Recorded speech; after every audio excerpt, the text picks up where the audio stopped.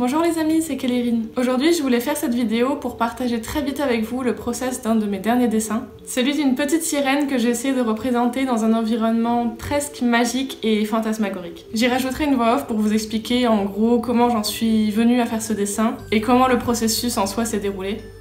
Coucou mon loulou, qu'est-ce que tu t'es mis sur le nez? J'espère que cette vidéo vous plaira. Je vous embrasse.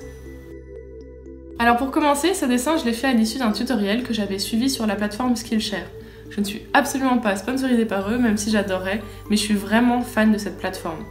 Le cours était de Vacherie Harrison et voici le dessin qu'elle a réalisé, je vous le mets là sur le côté. On voit comment je m'en suis inspirée et comment j'ai imaginé un design qui pourrait coller avec son enseignement. J'ai choisi un peu pareil, un personnage d'enfant centré au milieu du dessin, ce qui me permet d'apprendre une technique particulière mais sans recopier exactement l'œuvre du professeur, ce que je voulais éviter. J'ai énormément appris de ce cours, notamment sur comment ombrer et mettre en lumière un personnage de façon assez simple et basique, un peu comme une illustration pour enfants. Pour les cheveux, j'ai tendance à toujours faire la même coiffure, probablement parce que c'est la mienne, mais il faut vraiment que j'apprenne d'autres types parce que ça va plus du tout. Alors voilà, je commence le fond, quelque chose d'assez sombre pour mettre en valeur et en contraste la lumière que je rajouterai après, toujours dans des tons bleus et turquoise, qui sont je pense mes préférés puisqu'ils reviennent tout le temps dans ce que je fais. Et là on commence avec le rajout de la magie.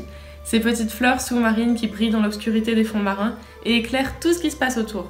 J'ai décidé d'en rajouter un peu plus que ce que j'avais prévu, on voit là que j'en mets aussi de façon plus douce à l'arrière-plan.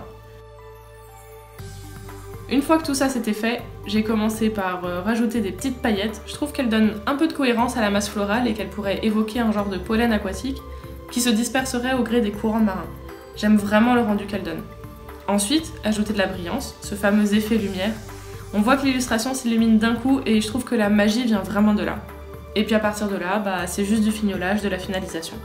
Rajouter de la brillance, de la paillette et enfin éclairer le personnage. Cette étape prend un peu de temps car c'est là, par ces allers et retours finalement, qu'on donne toute l'unité au dessin, que l'on transforme un personnage plus un fond en un personnage qui est dans son environnement.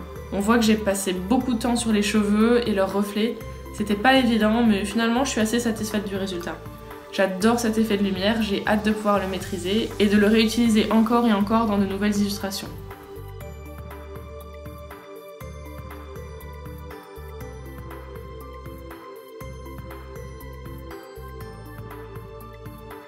N'hésitez pas à me dire dans les commentaires si ce genre de vidéo vous a plu et si comme moi vous aimez ou aimeriez réaliser des dessins avec une ambiance un petit peu magique issue du contraste entre l'ombre et la lumière. Je vous fais de gros bisous et je vous dis à très bientôt pour une nouvelle vidéo. Ciao!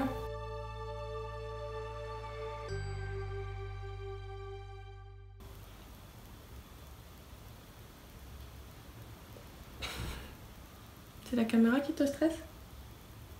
Ah mon bébé.